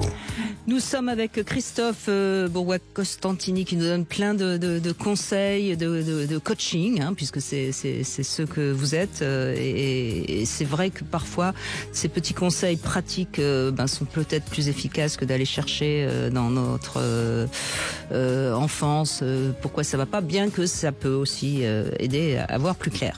Garance, bonjour. Bonjour Brigitte, bonjour Christophe. Bonjour Garance. Alors, on vous écoute, Garance. Vous êtes seule actuellement, divorcée donc? Oui, tout à fait. Je suis seule, je suis divorcée. Mais bon, par rapport au thème d'aujourd'hui, c'est pour moi l'intelligence la plus marquante, c'est l'intelligence du corps. Voilà. Parce qu'elle regroupe finalement toutes les autres, dans la mesure où on ressent par notre corps, mais on émet aussi par notre corps. Et donc c'est vraiment cette interface intérieure-extérieure, notre corps. Et donc voilà. Donc ça veut dire quoi? Ça veut dire que vous ressentez les choses vraiment à travers le corps? C'est-à-dire que j'ai 50 ans à présent, donc j'ai pris le temps de cheminer. Enfin, la vie m'a fait cheminer, dirais-je. Et quand on est plus à l'écoute de son corps, on voit bien quand on est en présence d'un événement ou d'une personne, si on est bien ou si on n'est pas bien. Plutôt que de rester dans cet instant de dire bon, ça va pas, et puis hop, on laisse passer, ou de trop intellectualiser à outrance, de dire là ça va pas donc j'y vais pas, de prendre connaissance du message de notre corps avec une certaine vigilance si c'est négatif, mais pas non plus une euphorie quand c'est trop positif, et de dire bon là je sens que j'ai quelque chose qui se passe. Et voilà, vous voyez, c'est pour ça que je dis c'est une interface même avec l'intelligence, parce que être à l'écoute de sa sensation, en prendre acte, et en même temps ne pas trop intellectualiser, voilà. C'est en ce sens. Vous parlez de l'intelligence du corps, Christophe. Ouais, j'ai mis beaucoup d'exercices justement sur le corps, sur le toucher, sur la respiration, la sensualité. Et je suis totalement d'accord avec Garance. Je pense que c'est essentiel d'être d'abord bien dans son corps. D'ailleurs, les Grecs l'avaient connu bien avant, lorsqu'on disait anima sana in corpore sano, dans un corps sain, quoi. Et c'est fondamental pour ressentir, pour toucher l'autre, pour se toucher soi-même, oui, tout le corps c'est sacré. Et puis il y a cette dimension donc par rapport à notre intériorité, mais aussi par rapport au message que l'on émet. Donc bon, c'est pas à vous que je vais l'apprendre, mais dans la posture que nous offrons aux autres, il y a tellement de messages qui passent que il y a aussi beaucoup d'intelligence à par exemple, moi, je me tiens tout le temps très droite, même quand je suis assise. Enfin, c'est par rapport à un respect, un alignement par rapport à moi-même, mais pas qu'un alignement physiologique, c'est un alignement par rapport à mes valeurs. Donc, c'est aussi un message, mais sans la rigidité non plus de quelqu'un où on dirait oh là là, elle est corsetée, vous voyez. Il y a aussi toute cette dimension-là, voilà. Et j'imagine que vous avez une très bonne hygiène de vie parce que vous respectez justement votre véhicule, qui est le corps. Ah oui, alors moi je médite, je pratique le yoga, je fais du sport aussi, pas que cela, mais bon, je fais d'autres pratiques sportives. Je lis énormément, j'écoute la musique, je vais dans les musées. Vous voyez, j'ai pas choisi entre que le sport ou que l'intellect. Vraiment, je maille tout cela alors selon les périodes, ce sera un peu plus l'un ou un peu plus l'autre, selon voilà. Mais c'est jamais l'un sans l'autre, et ça c'est depuis extrêmement longtemps, et quand je dis extrêmement longtemps, c'est je dirais depuis toujours. C'est quelque chose qui m'a d'ailleurs permis de supporter certaines difficultés de la vie, et voilà. Mais moi je vous félicite parce que vous êtes en train de nous expliquer que vous utilisez votre corps avec parcimonie, toujours avec des choses intéressantes, et je vois tellement de gens qui ont l'impression d'aller mieux parce qu'ils vont courir comme des dératés pendant 2 heures, et vous êtes le parfait exemple d'une maîtrise géniale de son corps par des choses très intelligentes. Bravo. Merci. Alors, je tiens à préciser aussi que mon chemin de vie, a été fait comme tout le monde, de haut, de bas, de bosses, de creux, enfin tout ce qu'on veut. Mais au quotidien, j'écoute Brigitte, et je sais pas pour comme on dit vulgairement, passer l'éponge, mais le fait d'écouter tous les jours, de se remettre tous les jours en question soi-même, parce que quand on écoute d'une façon attentive, on entend les autres et on se dit tiens, moi, comment j'aurais réagi dans cette situation-là, où on se reconnaît. Donc, on voit la similitude et la différence. Et quand on le fait régulièrement, on chemine aussi tranquillement. Et je trouve que les émissions intelligentes, il n'y en a pas tant que ça. Donc, je voulais vous le dire. Voilà. Merci, je prends. Garance, merci beaucoup pour ce compliment qui me touche, évidemment, parce que c'est vrai que j'essaye qu'on avance tous ensemble. Et je le dis souvent, hein, bien sûr que mes invités sont de qualité, je les choisis pour ça, mais je sais aussi que vos témoignages font partie du succès de cette émission, parce qu'on se reconnaît toujours dans un témoignage plus ou moins, où on reconnaît quelqu'un de proche. Enfin, on avance ensemble. Merci Garance. Et puis on reconnaît aussi certains auditeurs qui, comme moi, reprennent la parole de temps à autre. Et il y a comme une fraternité. Au-delà, on se connaît pas, on se voit pas, on sait pas qui nous sommes dans nos vies. Et il y a comme quelque chose de fraternel. Et c'est tellement précieux à notre époque que voilà, c'est pour ça que... Donc c'est aussi ça, l'intelligence du corps. C'est être réceptif, y compris quelque chose qui est au-delà, enfin, qui est sur les ondes, mais qui est là quand même. Oui, bien sûr, mais nos voix, de toute façon, sont très révélatrices de nos émotions, de ce que l'on ressent. Et vous voyez, ça fait partie des bonnes résolutions que j'avais prises pour 2024, c'est de savoir remercier quand on me fait un compliment. Parce qu'il y a 2-3 ans, j'étais toujours un peu embêtée, je ne savais pas comment répondre. Et bien maintenant, j'ai appris aussi. Vous voyez, donc on apprend tous, tout le temps. Et c'est ça aussi qu'il faut savoir reconnaître. Merci Garance. On fait une petite pause et puis on va se retrouver avec un Love Conseil. Vous savez qu'on parle beaucoup de remaniement politique. Bien justement, je vais parler d'un week-end politique pour le couple dans ce Love Conseil. Brigitte Lahaie, Sud Radio, le Love Conseil. Alors, comme je vous le disais, Christophe Bourgois-Costantini, je vais vous parler du week-end politique. Bon, alors on va pas parler de politique évidemment dans cette émission, ni obliger à demander à notre partenaire qu'on vient de rencontrer pour qu'il vote. Mais c'est plutôt de discuter un petit peu de la manière dont on gère le quotidien du couple. Parce qu'en fait, un ménage, c'est un petit peu comme un pays. Hein. Il y a différents ministères. Et parfois, il y a des crises de couple simplement parce que les choses n'ont pas été suffisamment décidées clairement. On ne sait plus qui doit ranger la vaisselle, qui doit faire le lit, qui doit promener le chien, qui doit... Vous voyez ce que je veux dire. Et donc ce serait pas mal de temps en temps, de chacun de votre côté, que vous proposiez des réformes dans les différents ministères. Alors il y a le ministère des Finances. Hein. On sait que les questions d'argent dans un couple sont très importantes et peuvent être source de conflits qui sont souterrains comme ça, qui à un moment donné explose.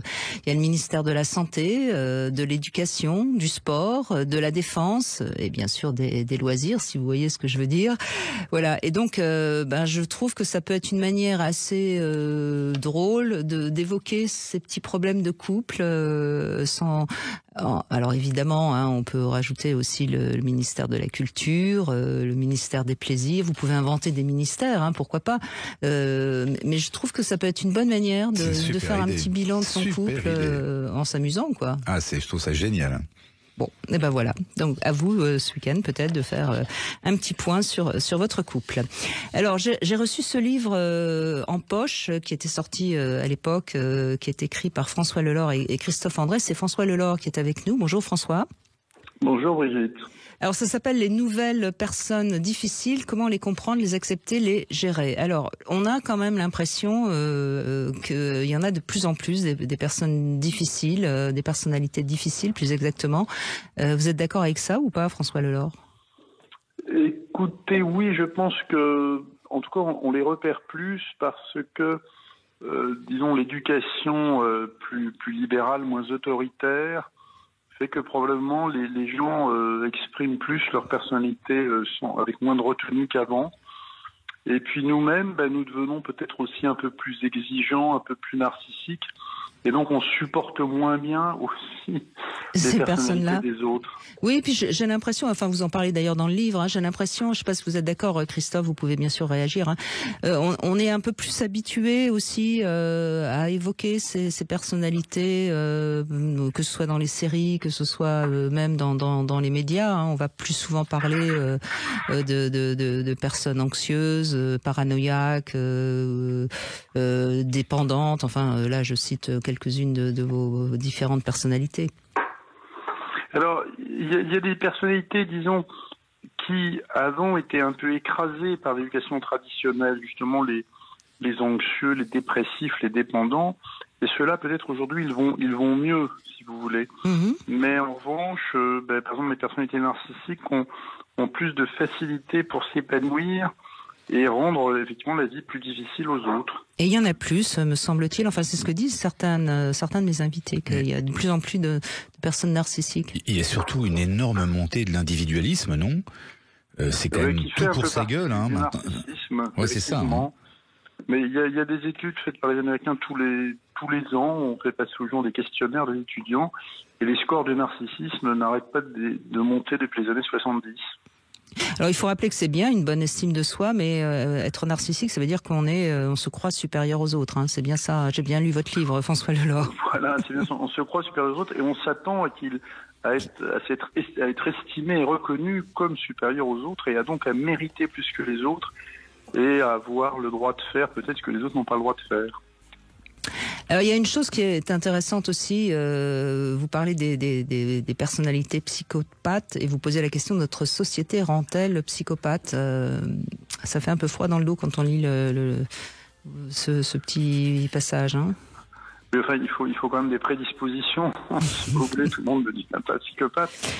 Mais c'est vrai que notre société, en valorisant, disons, la satisfaction immédiate, l'individualisme, peut, disons, faire que certaines personnes se sentent moins de frein qu'elles ne s'en sentaient dans les générations précédentes. Enfin, il y avait aussi des psychopathes dans les générations précédentes. Hein. C'est d'autant plus d'actualité que j'ai écouté hier une étude où apparemment de plus en plus de gens veulent vivre seuls.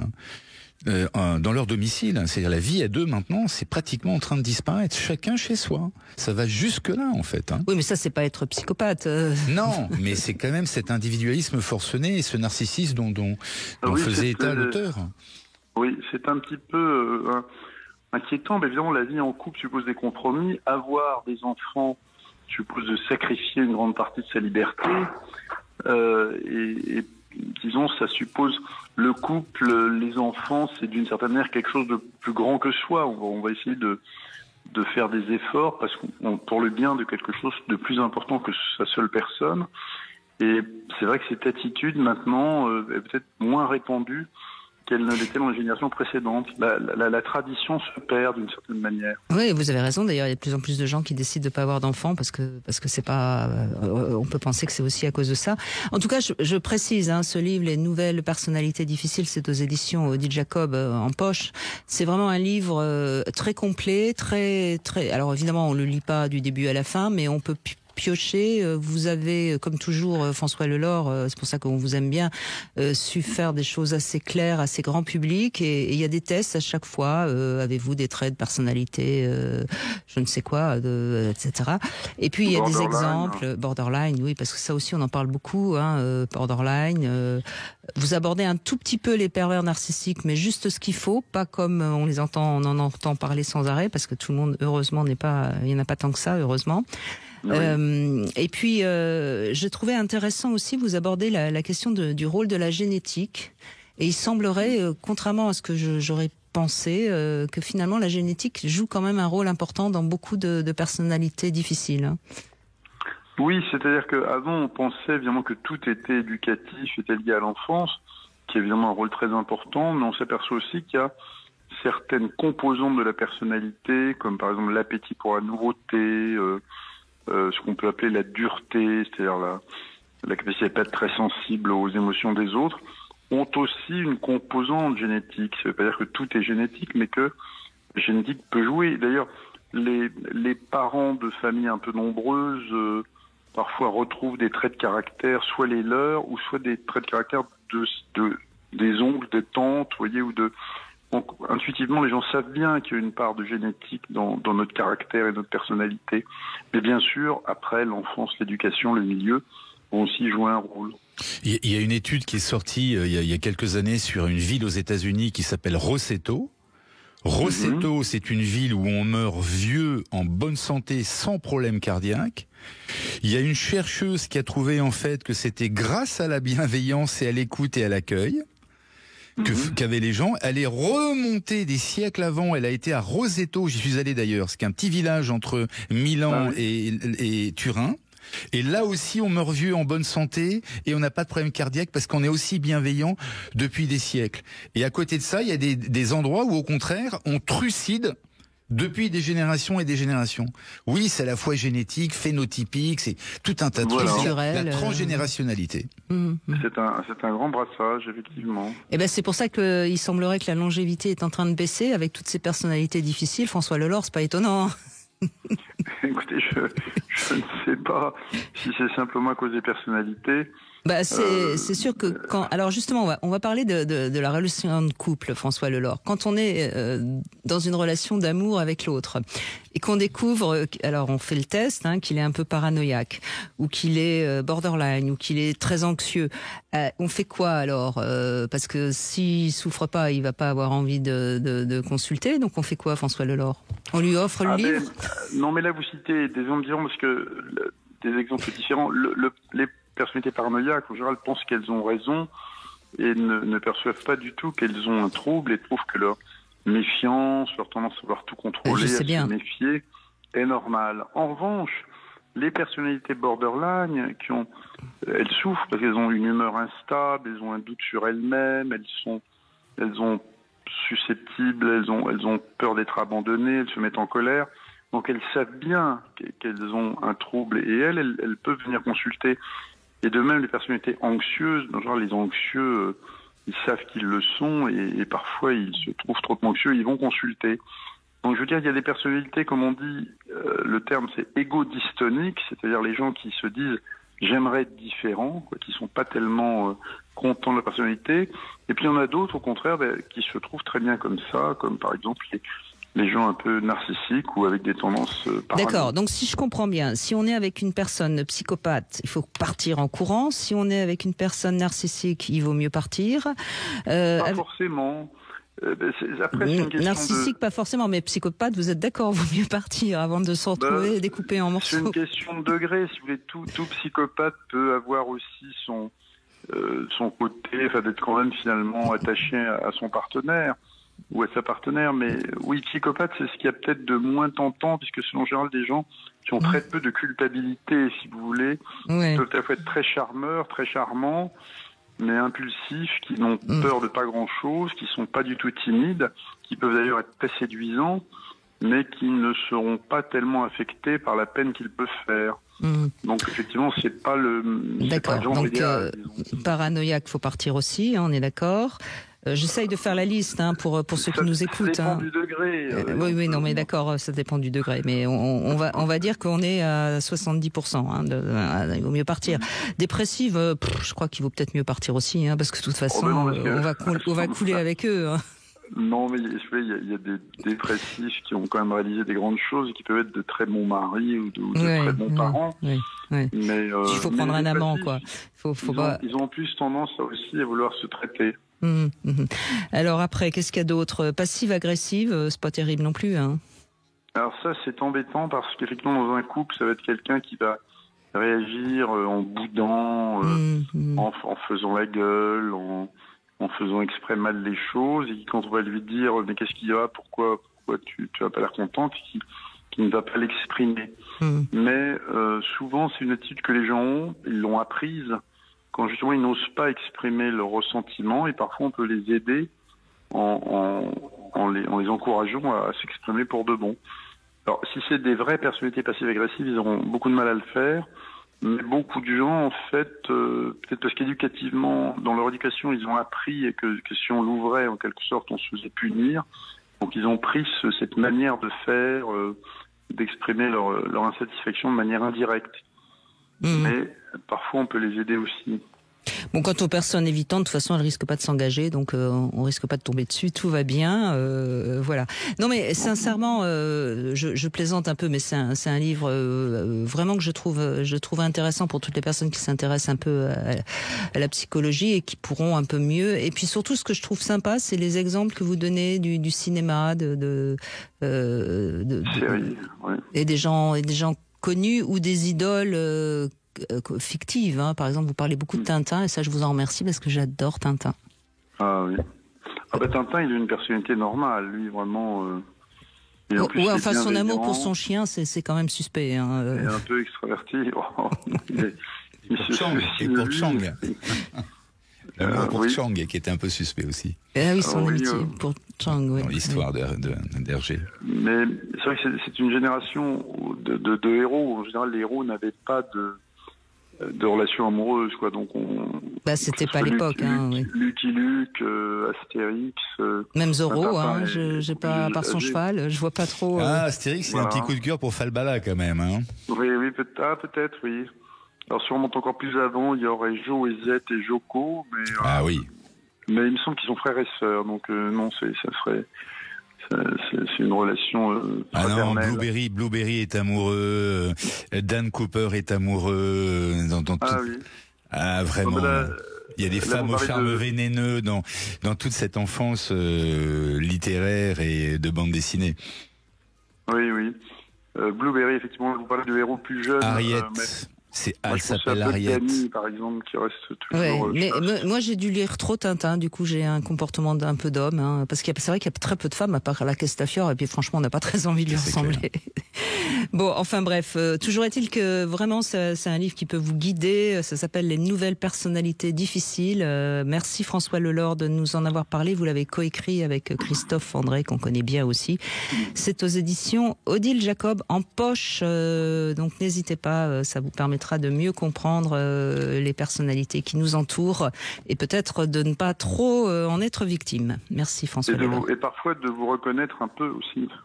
Oui, ça je suis pas sûre, parce que j'ai vu plusieurs tests comme ça, je me suis amusée, mais je suis pas sûre que si on est réellement, par exemple, paranoïaque, on va faire le test.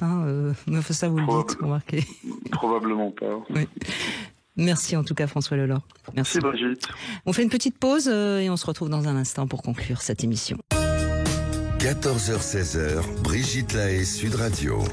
On est aujourd'hui avec Christophe Bourgois-Costantini qui nous propose des coachings pour aller mieux, les 100 meilleurs exercices d'auto-coaching. C'est aux éditions Diathéno, ça vient de sortir et vous avez toutes sortes d'exercices pour justement être mieux avec vous-même. On peut dire, le sous-titre c'est développer votre plein potentiel, mais ça permet aussi peut-être de bien se connaître parce qu'après tout, si on ne sait pas qui on est, ce qu'on désire, comment peut-on aller bien.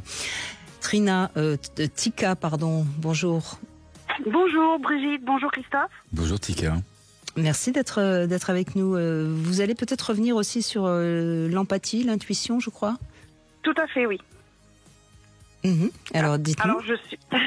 Alors je suis originaire de La Réunion et depuis toute petite, ma mère m'a toujours dit que j'étais très très empathique. Parce que j'étais toujours... si quelqu'un pleurait, je me mettais à pleurer. Si quelqu'un se sentait mal, moi aussi je me sentais mal. Donc je ressentais les émotions des gens. Alors ça, je trouve ça très intéressant ce que vous dites, Tika. Parce que ça veut dire que, comme tout enfant, vous êtes capable, vous êtes une vraie éponge. Et votre mère, non seulement a vu ça, mais l'a encouragé. Et votre maman, elle a été réellement réceptive à votre capacité à être dans l'empathie des autres. Bravo. Oui, après elle ne savait pas réellement ce que c'était, mais elle m'a toujours dit de faire attention à ça parce que c'était une partie de moi que je ne pouvais pas enlever en fait. Voilà.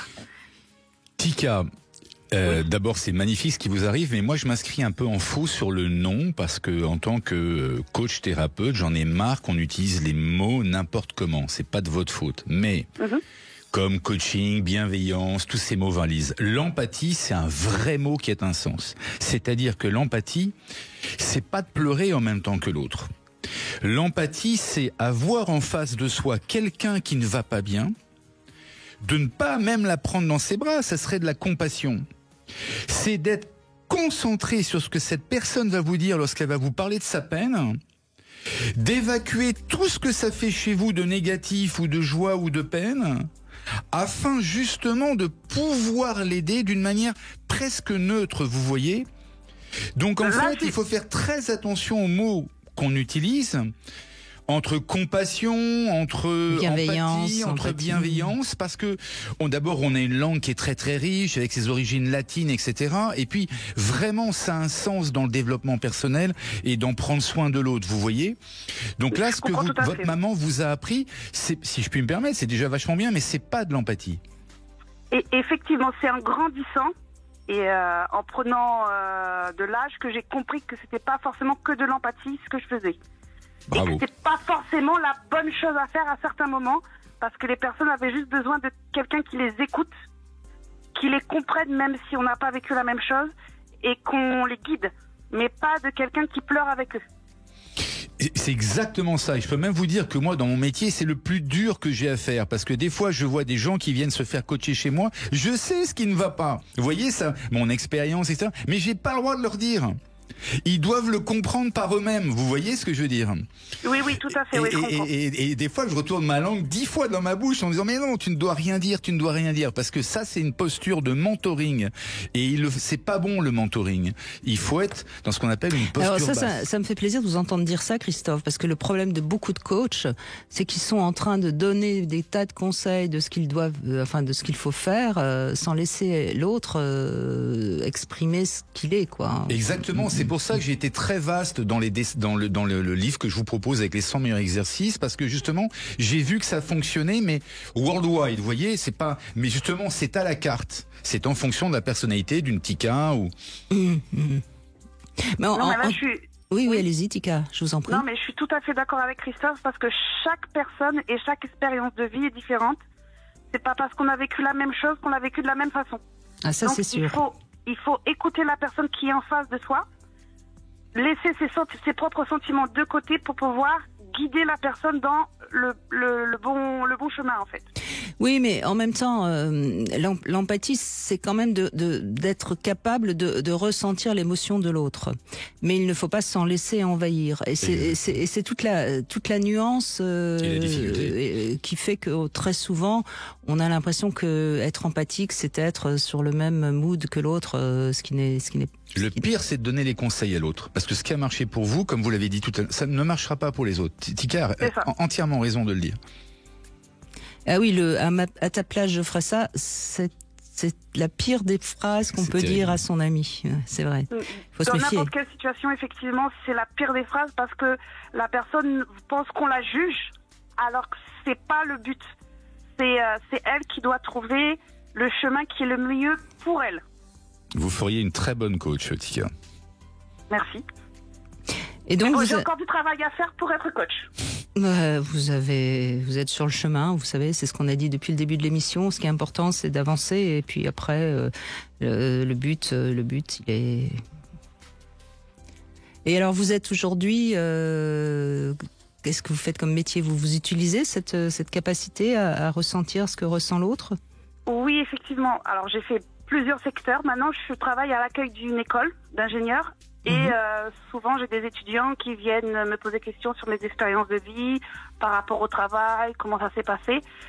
Tout d'abord, je leur dis que eux et moi, on est dans une époque différente, parce que ça se passe différemment. Enfin, moi, je suis née dans les années 80.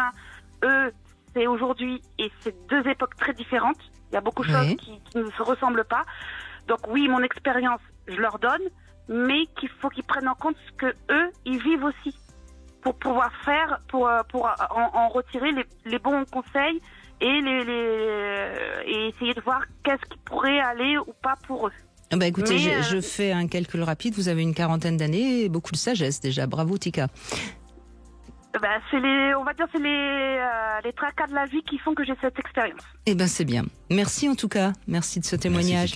Il nous reste une petite minute et demie pour conclure. Christophe Bourgois-Costantini, qu'est-ce que vous donneriez comme conseil là en fin d'émission pour que les gens soient plus heureux, quel coaching pourriez-vous donner à tous ceux qui nous écoutent? Moi, je crois déjà par expérience que se connaître soi-même, c'est le meilleur moyen de pouvoir relationner avec les autres. Et c'est pour ça que j'ai assez insisté dans ce livre sur certains exercices forts, effectivement, pour se connaître soi-même. Non, moi j'ai envie de leur dire... prenez-vous en main, ayez confiance. Il faut faire confiance un peu à la vie. Le développement personnel, c'est pas forcément un truc qui sort de la cuisse de Jupiter. Il y a quand même des choses très simples qui marchent. Vous voyez, j'ai rien contre les psychiatres et tout ça, mais c'est encore, c'est un mouvement freudien du début du XXe siècle. Maintenant, on est devenu un peu plus souple. Ça veut pas dire qu'on est moins performant, mais que ça soit dans le coaching ou dans ces exercices ou dans d'autres choses comme la méditation, là, il y a des choses simples qui fonctionnent. passionne et ouvrez-vous à ça. Aimez-vous. Vous êtes une machine incroyable. Allez chercher une meilleure connaissance de vous. Vous n'avez pas le droit de stresser comme ça. Hein. Vous n'avez pas le droit d'être maltraité. Vous êtes des bombes en puissance d'optimisme et d'intelligence. Voilà. Vous êtes venu au monde avec 10 intelligences, mais mordez la vie, quoi. Mordez la vie. Merci en tout cas Christophe Bourgois-Costantini, ça s'appelle les 100 meilleurs exercices d'auto-coaching, c'est aux éditions Diathéno.